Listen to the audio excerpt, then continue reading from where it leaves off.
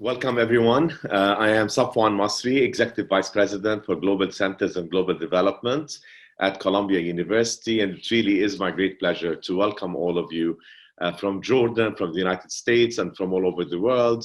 And a special welcome to the panelists. We have very distinguished experts here, a panel of curators, art historians, and who will share with us what the future of museums and art institutions and departments may look like as the world continues to deal with the COVID-19 pandemic and its aftermath. This is a webinar that's organized by the Columbia Global Centers in Amman. So I want to thank my colleagues there, and especially Helen Malko, for helping put this together.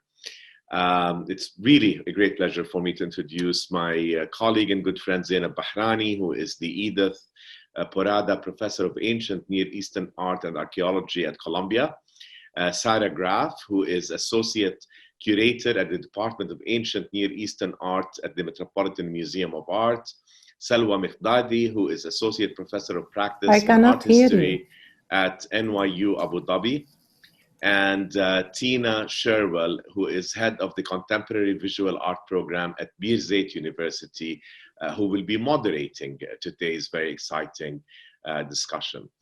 I'm really personally just incredibly happy about the very special relationship with the Met. And I want to thank you, Zainab, for bringing that relationship on. I feel like I have many great friends at the Met, and I know that many of them are joining us today. So if you can hear me, I want to say a big hello to Lisa Pelosi, Kim Benzel. I know that Andon Vaturi, Yelena Rakic, and many others who are joining us today. And if I missed anyone, Sarah, please give them my very best. But thanks to Zainab and thanks to the relationship that we have with the Met, since 2016, we have hosted 3 workshops addressing the cultural heritage crisis in the MENA region. And these were held in both Amman and Istanbul at our Columbia Global Centers. We've conducted trainings for 51 museum staff from Iraq, Syria, and Jordan on the preservation and documentation of collections that were under threat of destruction or theft by ISIS fighters. It's wonderful to have yet another opportunity to work with you and with the Met, and we welcome and look forward to further engagement in the months and the years to come. Now, as we all know, the arts is especially hard hit, but not as often talked about in the context of how COVID-19 is affecting society.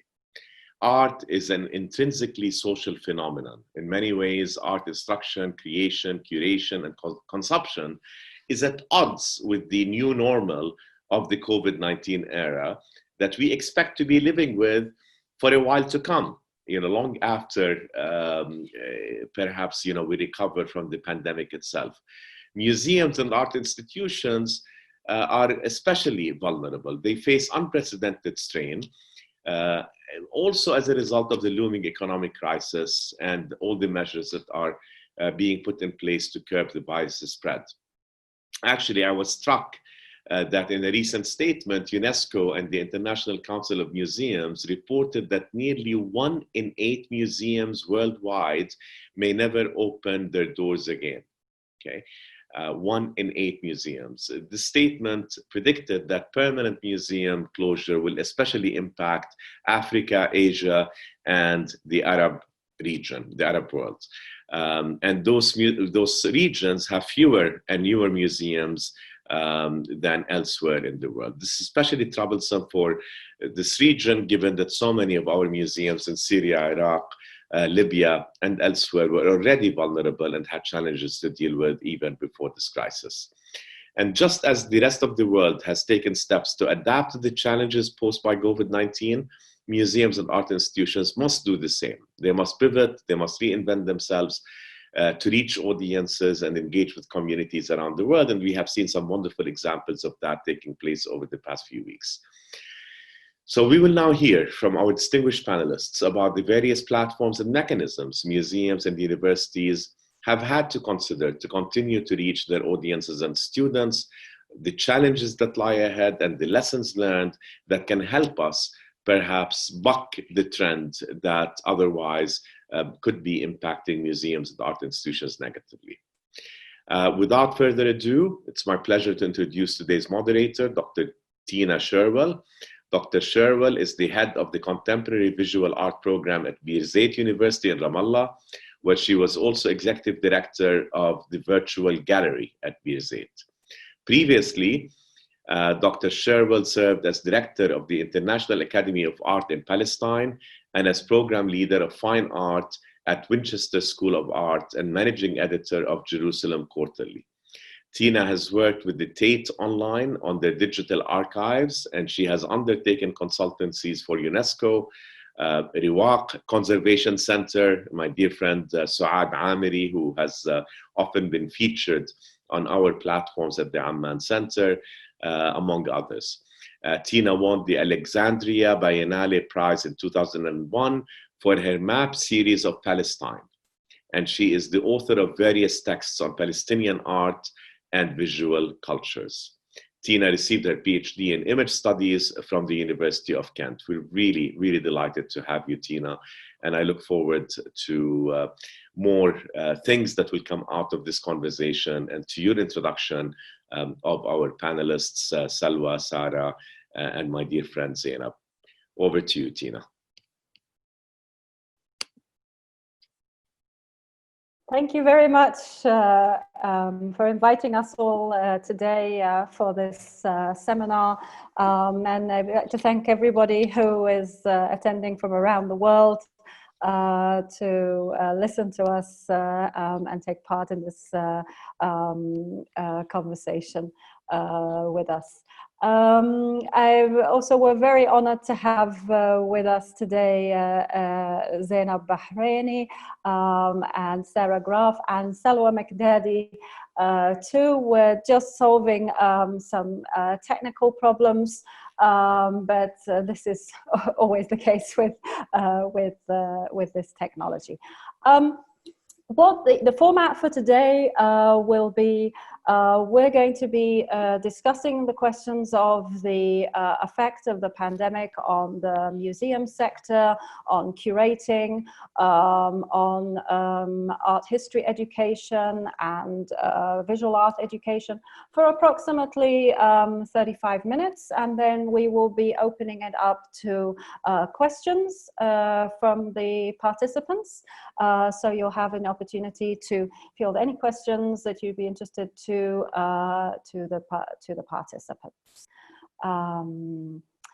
Okay, so one of the things that I mean, if we look at what's happened over the last couple of months, people working in the sector, the museum sector, and working in the art sector, and working in education, were really catapulted into moving into an online platforms. Salwa, you're with us. Oh, sorry. You know, it's wonderful to have you with us. So we're all here now. So we were really catapulted into having to adapt very quickly to new formats of teaching, of curating, of engaging with the audiences of museums, and we've learned a lot from the past couple of months. And so today we're going to be sharing those experiences, sharing what we've learned, the challenges that we faced, and the different regional contexts that we've found. So I'd like to kick off really by looking at and discussing what have been the advantages and the new opportunities that curating and teaching that we've experienced and have been opened up through this recent experience with the pandemic. So what maybe are your thoughts on that, Zainab? Hello, everyone. First of all, I would like to say what a pleasure it is to be here today among these really wonderful colleagues. And I thank all of you for joining today's webinar from all over the world. So to answer your question, Tina, I think that there have been so many challenges for teaching the history of art and archaeology remotely. Of course, we have challenges because of not being able to have conversations as easily and discussions as easily, but we have found some advantages to the online format. And I would say that one of the advantages to the online format is it does allow us to bring in different voices from across the world who we otherwise perhaps would not hear. For example, with working with the Middle East, we often have situations and conferences or symposia or panels where we might want speakers from the Middle East to join us, but that becomes impossible. Whereas when we're all online, we have more of an opportunity to bring in voices of people from elsewhere who otherwise might not be able to come to New York. So that I see as an advantage. We're learning new ways of just speaking to the students in breakout sessions and having more conversations with them. So moving away from just the lecture format to more casual formats where we might do a reading and then discuss it, or people might work on a presentation and then discuss it amongst ourselves. And so I think it's forcing us to become more creative in our way of dealing with the teaching of art. The one frustration, I would say, is that with the visual arts, although we might think of as something two-dimensional, the visual arts are very material and sensual things. And so because the arts are so material and sensual, that does present a challenge for us to get that across in our conversations and in our discussions. So I think that this is an issue that we'll be continuing to deal with as we go along.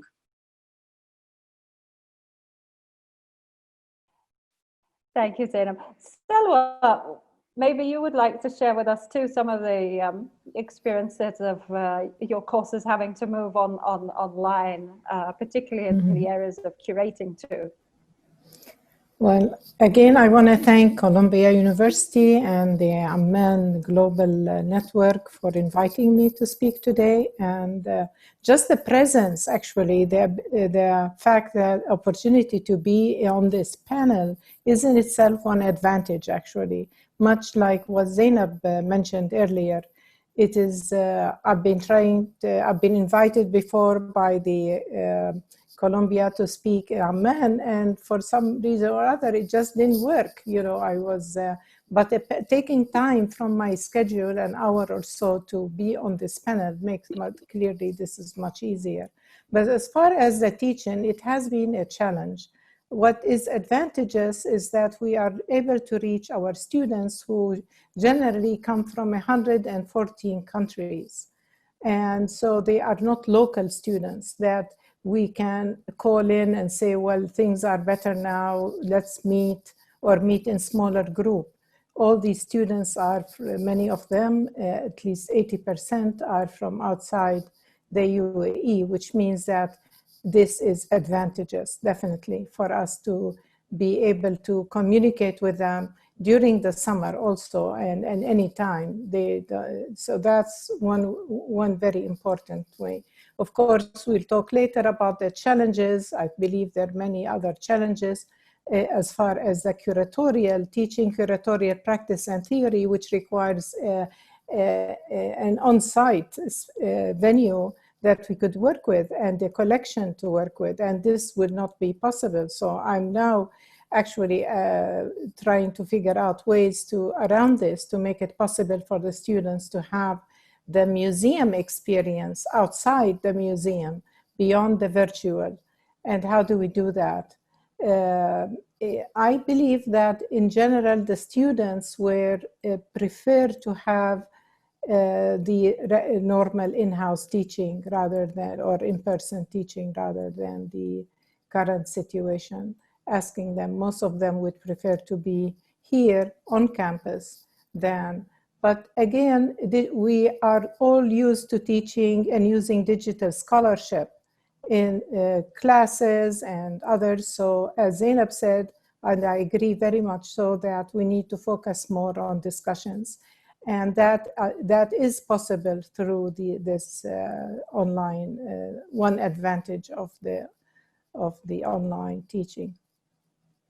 Yes, I think something that what we all share is that it's given us opportunities to connect to different people around the world, artists and practitioners and writers and lecturers, and also a lot of new opportunities because so many museums and galleries began to put a lot of exhibitions and films and archives online. So that provided a lot of opportunities for access to resources that we didn't previously have. And for example, the Sydney Biennale put on a lot of the exhibition online, and it would have been impossible for many of our students and ourselves to reach there. So there have been some advantages to the virtual platforms, although many challenges, which we will come to speak about. Sarah, you also wanted to maybe speak about the engagement, the community, and also the what opportunities and advantages have opened up with this period.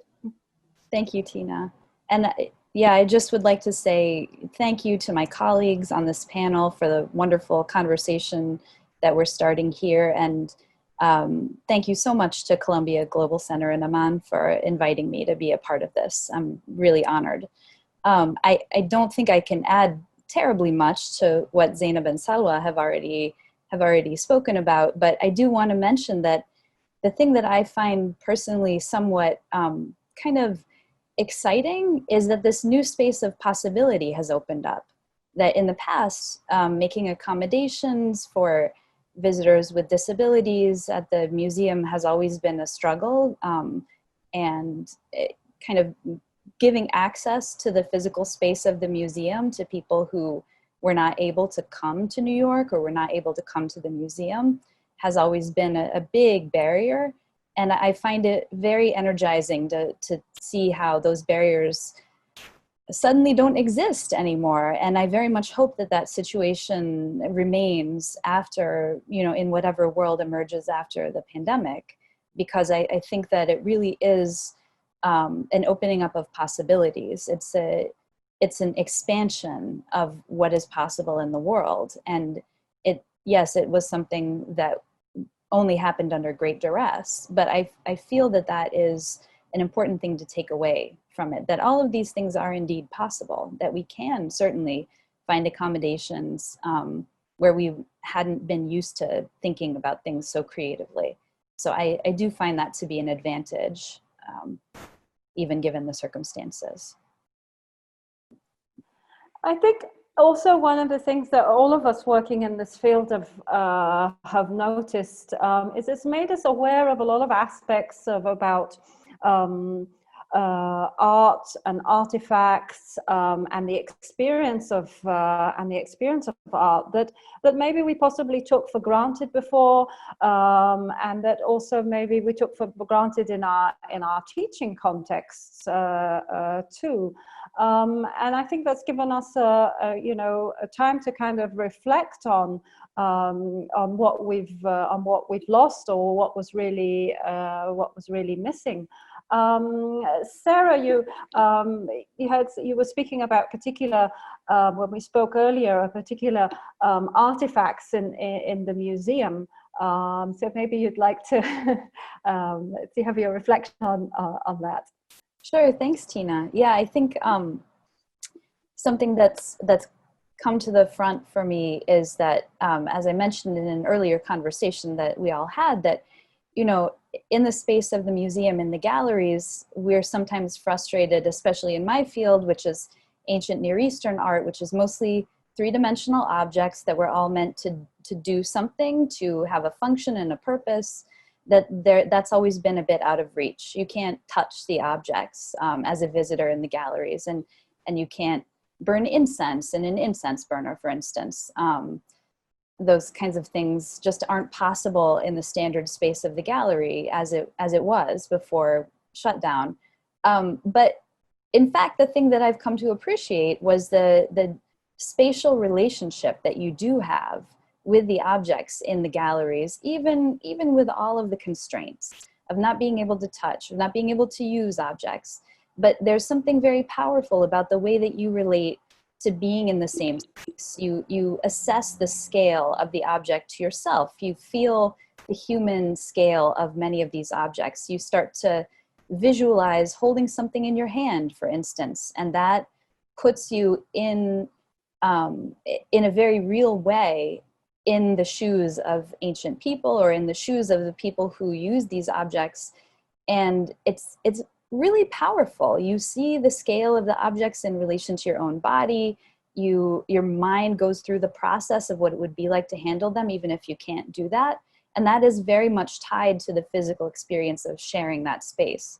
And I think that not being able to do that has both made me value that in a way that I did not before the pandemic. And it's also provided, I think, some avenues for creatively bringing that experience about for people in a virtual way. For instance, by showing videos that we had, that we already had on hand from before the pandemic, of people handling objects or people relating to objects in the galleries, your mind can still do a little bit of that, placing yourself in the shoes of the person who is in the galleries, and being able to project yourself into sharing space with that object. So that's been a really interesting development. And I know Salwa has done some work on that as well. Not to jump into the moderator's shoes, but I'm excited to hear what she has to say too. Yes, please, Salwa, your experiences of this too.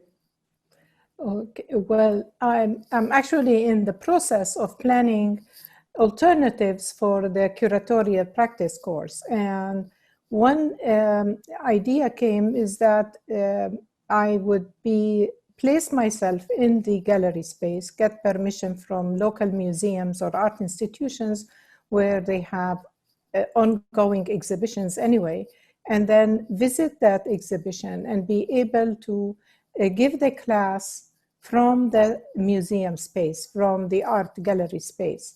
And this way I would have one person probably holding the camera. I'm still figuring out how to deal with the Wi-Fi and all that. But that's, I thought that's one way that relationships, size relationships, talking and discussing with the students about the installation methods, all kind of curatorial practice ideas that need to be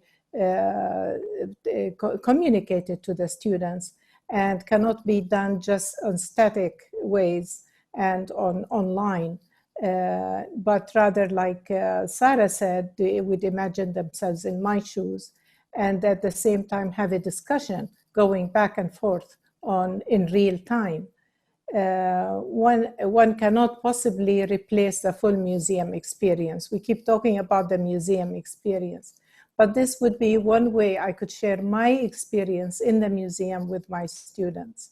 And that's what I'm actually in the process of arranging and would require more time to do. Another way is to look at our digital archive or that already exists on campus and try to see how the students will be able to access, for example, a collection of photography and use that in curating. So look at the existing resources that we already have and our students' excellent knowledge now of technology, and see how they can come up with ideas about new ways of curating, actually. And another way of looking at it is how these students, from wherever they are now, or when the semester starts, to help them engage with their communities. So they actually, students living in their countries, whether outside the UAE, have two communities. They have the communities they're living with and the the campus community, which they cannot access, because we would still have faculty and some staff and some students on campus. So how to communicate with both communities? And that's one way I'm trying to also figure out how to engage the students with these two communities as audiences in the curatorial practice class. And that's, that we had sort of a example of this last year when the students interviewed or presented artwork to their friends and colleagues and our community on campus and recorded their voices, and then have their voices included in any exhibitions they come up with or any ideas they have. And so these are some of the ideas in the relation to your question. Thank you, Sarah. I think that's really key. Of one of the things that we've learned is the experience of the artwork, of the art object. That this has really come to the fore of what we noticed. Why we've had an incredible benefit of being able to see so much online. It's the experiential. That we've really noticed that lack and that loss, and even with experiencing different artworks and exhibitions online, one's really found that when there is that human presence, when there is that human experience in relation to it, it's far more engaging than things that are perfectly 3D visualized for us with technology. That there's a way in which, when you're hearing a curator speak, or when you're hearing someone, as you said, their experience and what they think of a particular artwork. That we've really found that that's been more engaging. Zainab, too. I mean, maybe your views on this. Well, I agree with everything that my colleagues have brought up, but what I would say is that within the virtual classroom space, what I hope to do is to speak more with my students about the art of describing, about what we call ekphrasis, right? Because the way that you describe the work of art should never be just iconographic or stylistic. It should always include texture and surface and shine and all of these aspects that we experience in person, but we can also describe in discussing the work of art. And I think that distance from the work of art, because we can't go to the museum now, or we can't perhaps go to the archaeological site, that process of description is something that students can learn and can benefit from in the future as well, when we go back to a more standard way of teaching and visiting museums. But I mean, what I would like to add, because I don't think it's been raised yet, how this being cut off from the actual art object has made us realize even more the extent to which art sustains us. Art sustains us during times of crisis, during times of difficulty, and I'm thinking now of the COVID-19 crisis, but also of the Black Lives Matters protests that we've been having here in the States, and our feeling of solidarity with these protests, and how in these difficult times that we're going through, where we see sort of the COVID crisis uncovering social injustices in our country here in the States, that we realize the extent to which the arts are important and do sustain us in these times of difficulty. And so as I go forward to teaching in the fall, these are the issues that I do want to speak to my students about. I mean, I think now maybe we come to more of a difficult questions, which are really what are the challenges that we faced, and what are the differences that we have noticed in terms of questions of accessibility to resources and to teaching, particular regional differences. But then also other differences that cut across people's different contexts that they're in. And I think this is something that we became very aware of during these last months in terms of our students and in terms of audiences. Maybe Selwa, I mean, you have students who are from all over the world, and you had noticed some of these issues. Yeah, absolutely, because I think we have to be very sensitive and have empathy towards our students and their needs, and be very much aware of their environment where they are, because we cannot guarantee that they would have the bandwidth or the strong Wi-Fi that is available to us here, for example, everywhere else in those over 100 countries, wherever they are. And so we need to be aware of that. We need to also be sensitive to their privacy and whether they do have a privacy. I mean, young people, everyone, privacy is important for everyone, but do they have the right space to study in their home? Are they crowded all in few rooms? So we don't know what living conditions they have. And that's important to be more sensitive about and aware of. In other words, what we required from students in the past would have to change, and we need to adapt to new needs and new conditions, and give students more time. And in preparing for the fall semester, I probably reduced my reading assignments and increased the time of discussions. And I'm making more time to meet students on one-to-one basis, make planning for meeting them before the semester starts to see what their specific needs are, to adjust the syllabus accordingly. And in these and other aspects that may come up later on that we're not aware of. We need to be very flexible. We can't start the semester saying, this is how I want to run my course and that's it. I probably will have to adapt it as we move along, because there are always surprises along the way.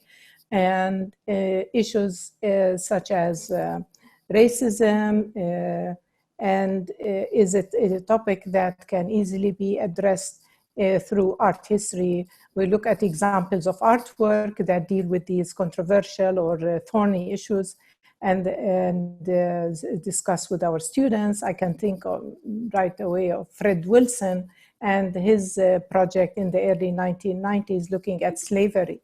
And that's one very out of hundreds of examples that one can bring forth in teaching art history, and to discuss the topic. And art can serve us in many ways, as Zainab said. I totally agree. And we need to take advantage of it and be flexible in our teaching. So these are some of the, what I'm thinking about now and grappling with, trying to figure out the best way to do this. But I cannot emphasize enough how much we need to spend more time with the students on one-to-one basis. I think that connects very much to what you were saying, Zainab, about teaching, and both. I mean, you're both teaching in very different locations, but maybe you also want to reflect on these questions of accessibility and different students' contexts. Yes, I mean, I think this is something that we've all thought about, accessibility, and I think that Sarah can perhaps speak about accessibility also within the museum space in general, not during COVID, but at any time. I mean, accessibility has always been a question, and for our own students, Obviously, some of them may not have equally good bandwidth or access to a space of their own. But I'm always reminded about, I mean, in the past couple of months, I've often been reminded of how much this question, which has become a challenge for us here in New York City, has always been a question when I have tried to communicate with students or colleagues in the Middle East. Because, of course, as you all know, I work a great deal with the Middle East, and especially with places like Iraq and Jordan and Turkey. And often it has not been possible to have a good connection. And so it's just a reminder that accessibility is not something to be taken for granted. And that we have to continue to think about those challenges. The internet is wonderful for allowing us to connect in this way, but I think we would not be doing ourselves a favor if we thought of it as the solution to everything either. And I do think that we have to keep in mind that when it becomes possible to meet in person, that's the preferable format.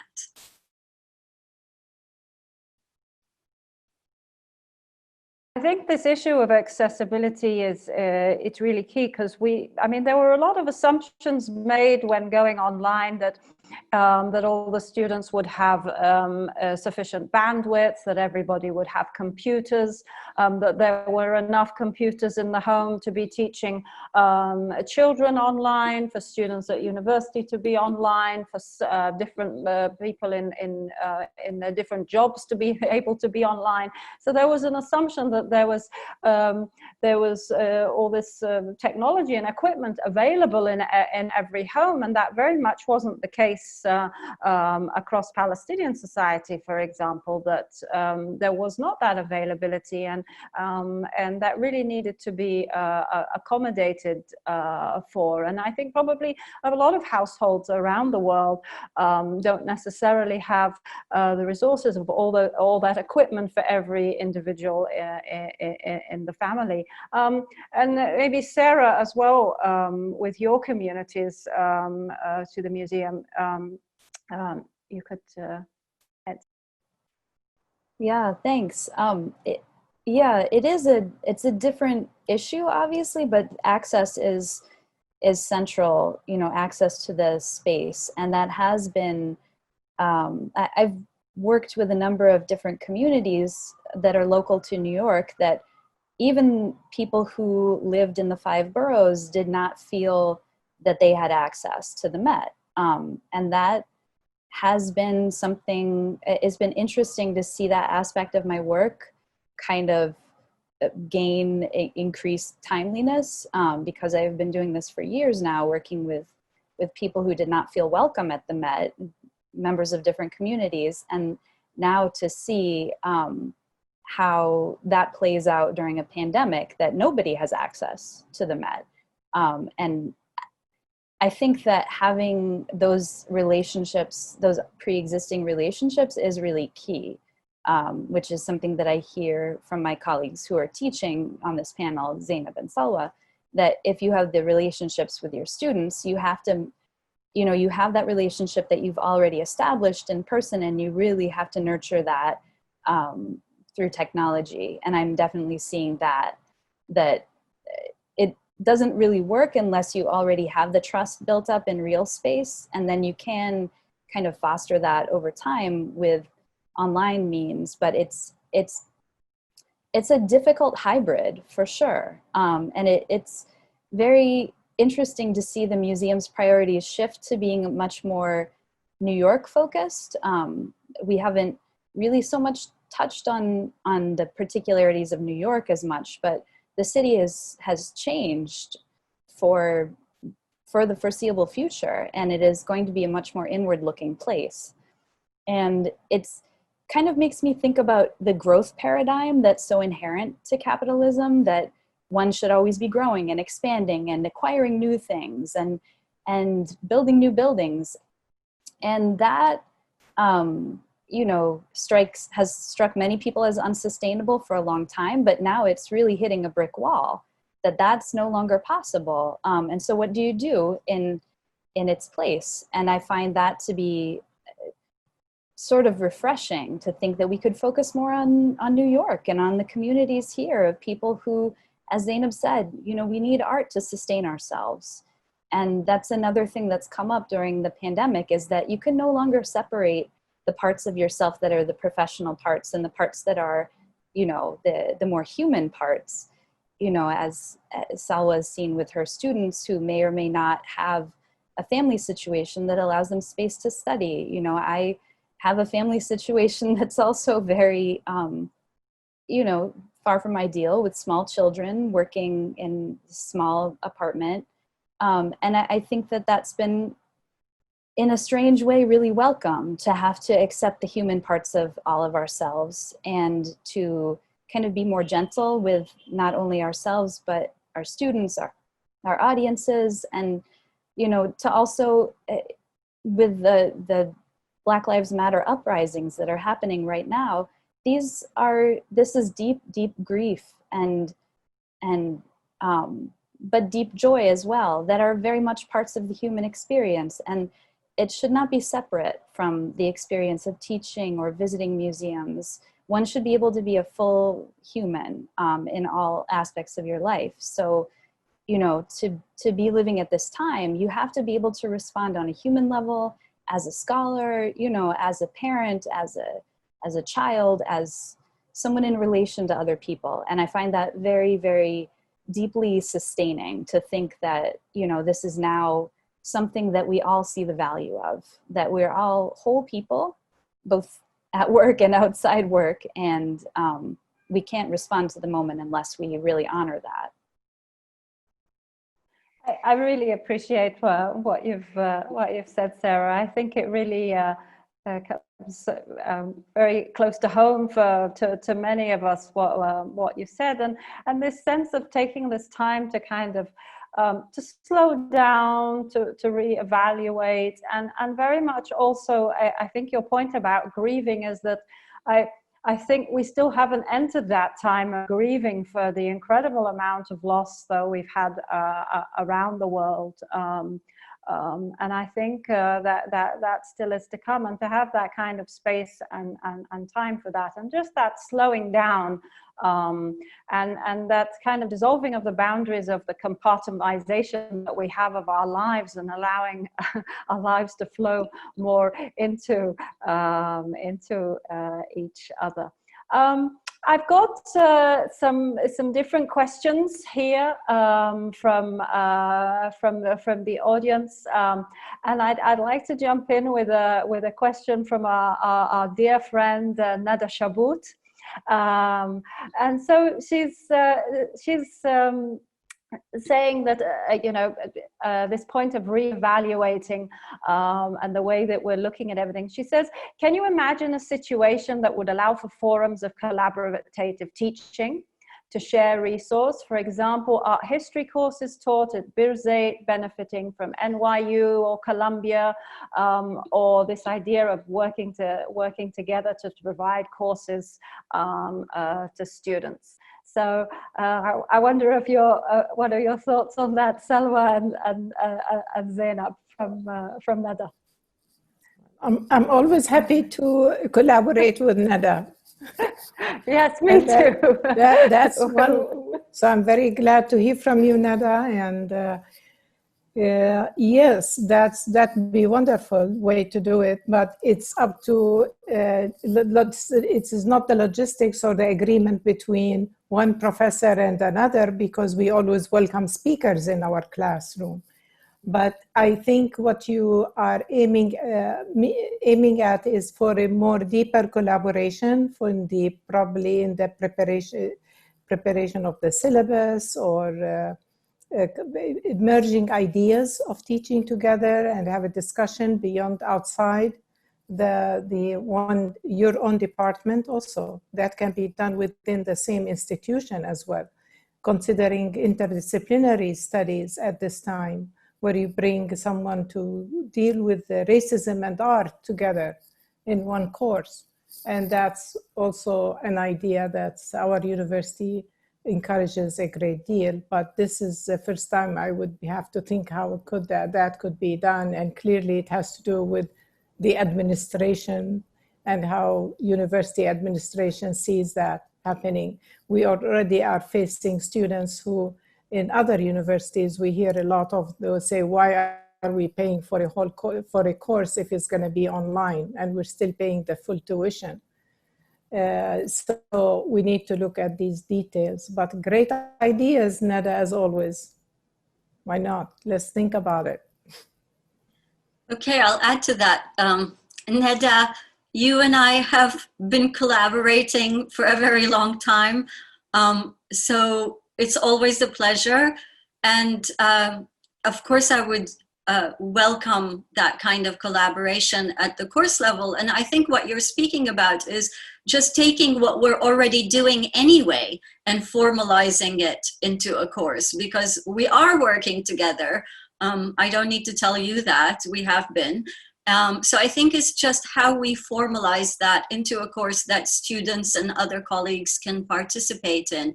And I think it's equally important because, I mean, just to remind everybody that we can do this across fields as well. You Neda, are a modernist, and you work on contemporary art. I work on antiquity. I'm an archaeologist, but yet we've been able to work together.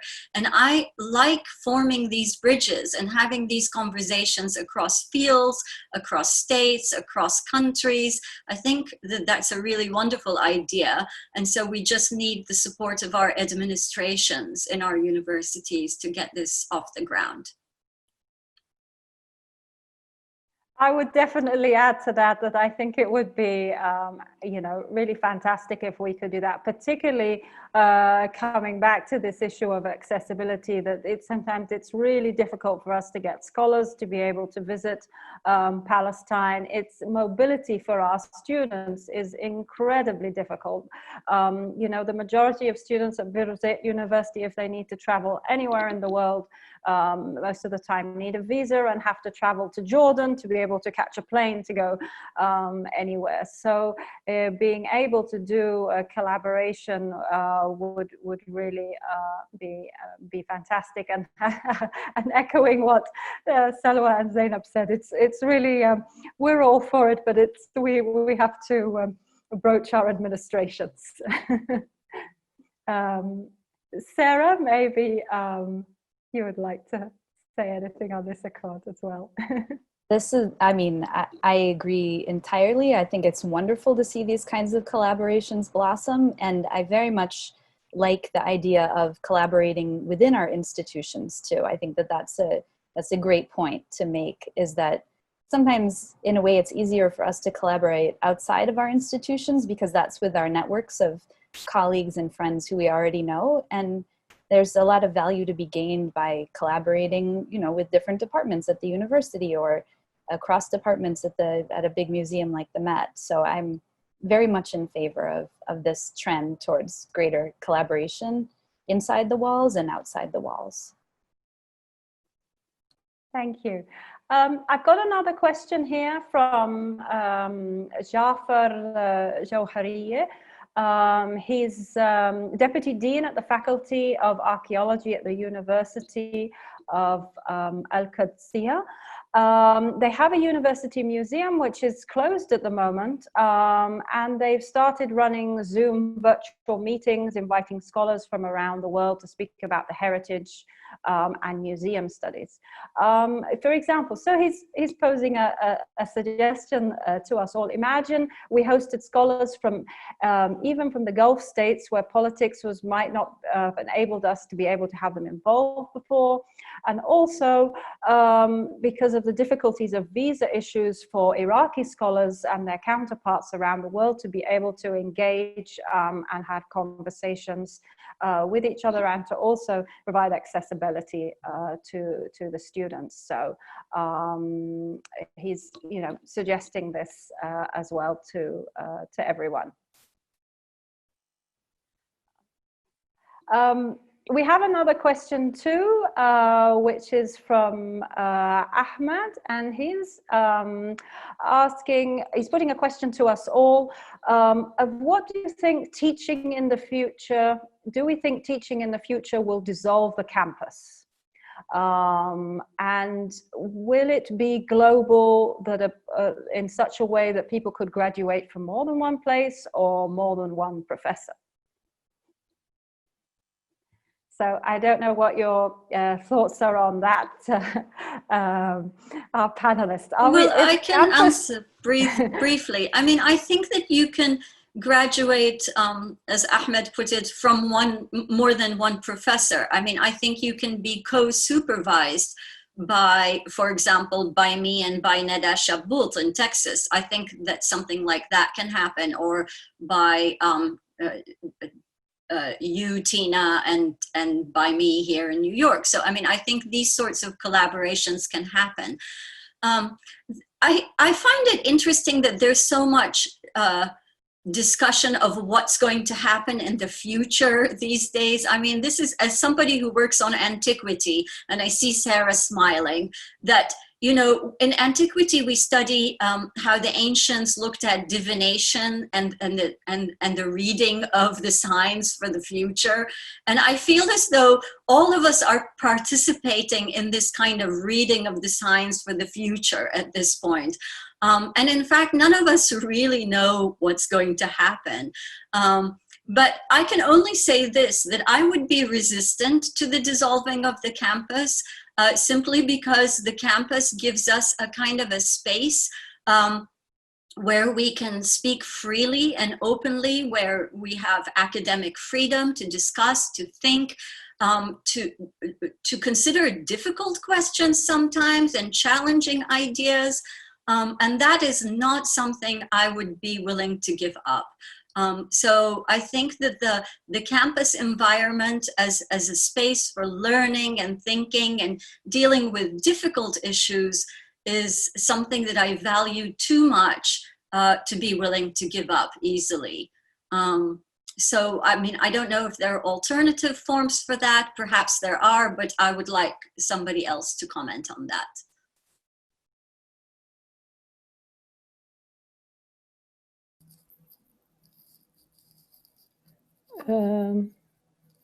I don't know what will happen in the future, but for now, if you ask me that question, I would it will be a definite no.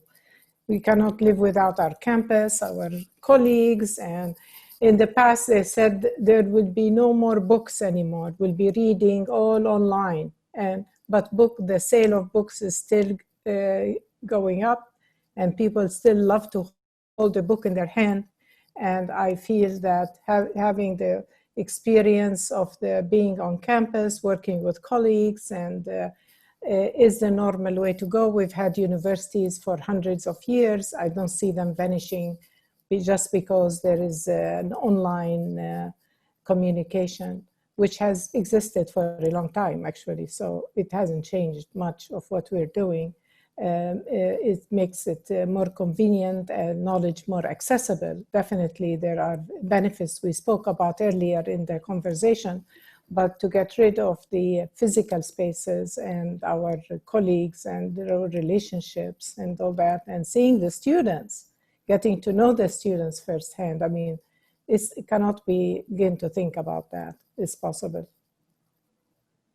I would really echo what you're both saying, that I think the experience and the relationship with the students, as you watch someone grow and transform over their 4 years of study in a university, it's a really enriching experience for both the professors and the students. And I really can't imagine it just being on a virtual platform. And speaking from a very personal context, my own children are at university level, and they can't wait to get back to a campus. They've had several months of online teaching, and they really want the campus experience and the opportunity to be with friends and to meet people from all over the world, and to have those experiences. So yes, I think we're more for that direction. We have a couple more questions. So let me just feel these questions through. Okay. So Sarah, Anastasia says, I would really like to thank Sarah for her deeply insightful and moving comments. I have a question about the role of the curator moving forward. Sarah, do you think that the role of the curator as a keeper of collections and organizer of exhibitions has fundamentally changed? And what should we be aiming at moving forward in terms of ways of engaging with audiences through objects? Thank you, Anastasia. She's a bright, young, up-and-coming scholar who I know, and I'm happy to see her in the event. I mean, it's kind of like Zainab said with the divination question.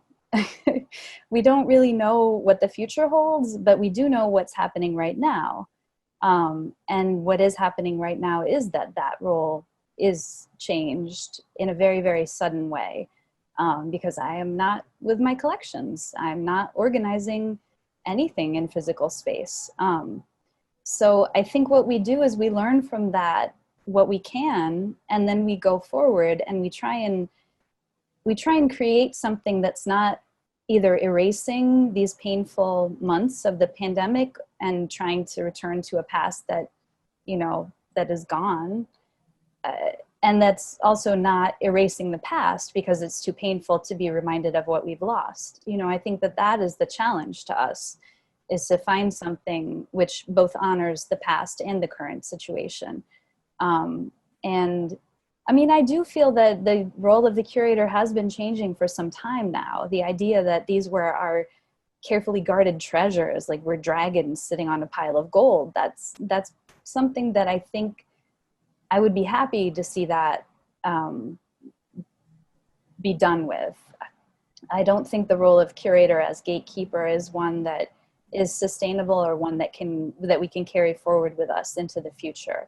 I would love for us to have a more collaborative model of working from now on, whether that means sharing collections, kind of not being so focused on ownership, but rather focused on stewardship and care and how to make it so that different regions of the world have access to objects, not merely online, but also in person. I think that these are all very welcome things that we could learn from in this moment and take forward, but with also an appreciation and respect for the past as well.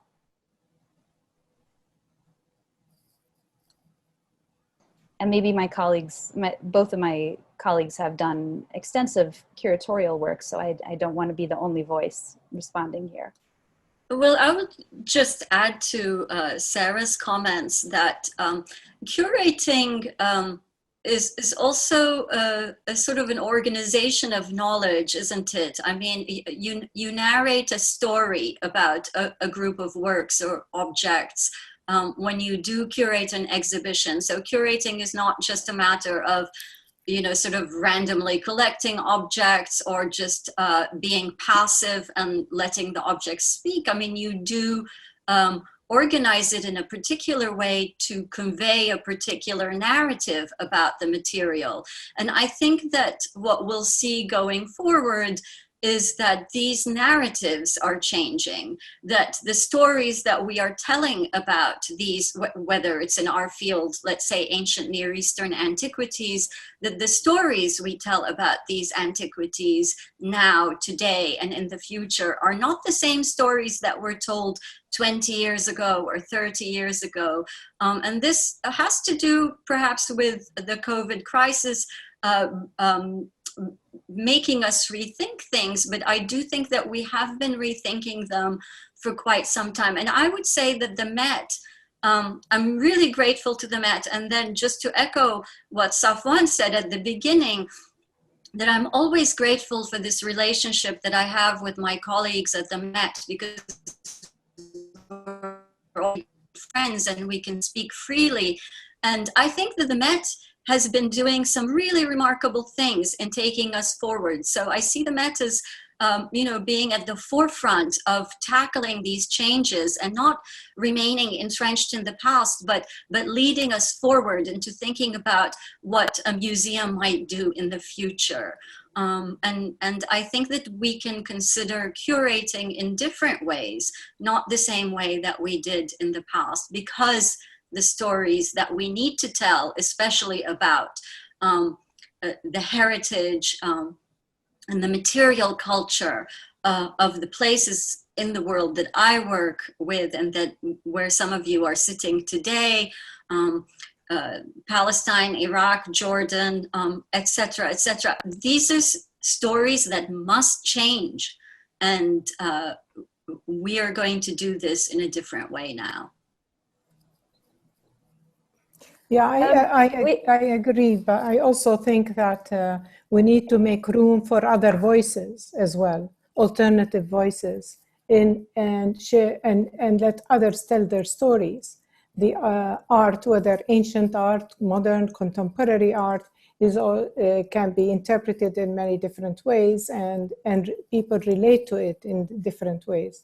So, I believe that we need to be more open to other voices and inclusive of the contemporary people as well. As we do in research, we need to be also more open to what happened in the past and hear other voices that were not heard before. So, yes. Absolutely. I would just really like to give a resounding applause for that statement. Agreed.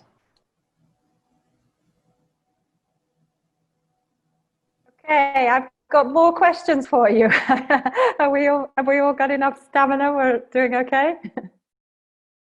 Okay. We're being asked to comment on questions around the problems around public monuments, particularly what is happening around the world in relation to public monuments and the relationship of the museum to those monuments. So, audience would like to have your thoughts on this very current issue. Well, I would begin by saying that at Columbia, we had to list our classes for the fall already in February. And so for a long time now, I've been teaching a seminar on a regular basis called The Monument in Antiquity, basically, but it discusses monuments and monumentality in general. And I've been teaching this seminar off and on for, I would say, 20 years. So I had this on the books. This was before the protests began, and so I had no idea that this was going to happen in the spring and in the summer. But what I have seen is that my waiting list for people to get into that class has exploded. There is no way that I can fit in all the people who want to take this class now. So I would say that there's a great deal of interest in discussing this issue. And in my seminar, we will definitely be speaking about it. I mean, this is such an important issue now to speak about within the classroom, with students, with regard to what monuments mean, what they do, how they convey meaning, how they can convince a society of one thing or another. So these are all really interesting and important questions to take up now. As for the museum, I mean, I think Sarah will speak about that, but as far as I know, some museums are taking down statues. Yes, the big news in New York is that the statue in front of the American Museum of Natural History, right across the park from the Met, is finally coming down after years and years and years of protest and request. And in fact, it had already been recontextualized with an additional plaque and some signage inside. And I think it's been, I mean, I'm just reacting to this in real time like everybody else is, but I'm finding it so instructive to see how recontextualizing a giant statue with a small plaque is simply not enough to mitigate the harm that this kind of giant image that codifies racist hierarchies, you know, you can't counteract that with words. And that, you know, I think that the monument itself has a power that transcends what its particular contextualization or its meaning may be. And I'm just, you know, I think that obviously this is complicated, and I don't want to speak for the Met, and I don't want to speak for anybody but myself, but maybe this is my training as an ancient art historian, trained by Professor Zeynep Bahrani, in seeing the monument as a living work of art, as, you know, the ongoing vandalism and tagging and destruction, I find to be part of the lifespan of the monument. Maybe I'm not precious about these monuments because the ones that I study have already been hacked to bits by the enemies of the people that were depicted thousands of years ago. And yet we still study them. So I don't find that to be an impediment to studying the monument itself. I find that to be an additional layer, and to be something that is that we can point to for thousands of years. This is part of how people relate to monuments. I don't find it to be in any sense a matter for consternation. I think it's part of the human relation. I think it was Safwan who said at the beginning of our talk today that art is a social phenomenon. And what better example of that than what's happening right now to all these monuments?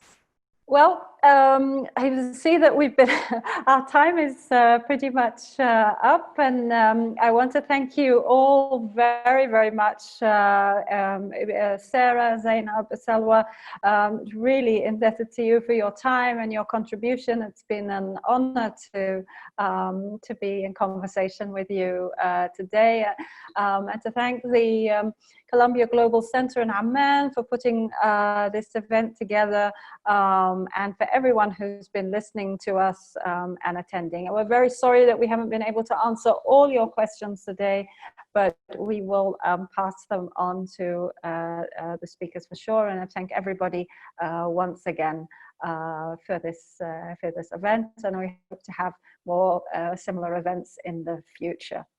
And to work together on collaborations. I thank you again, everybody, for your time.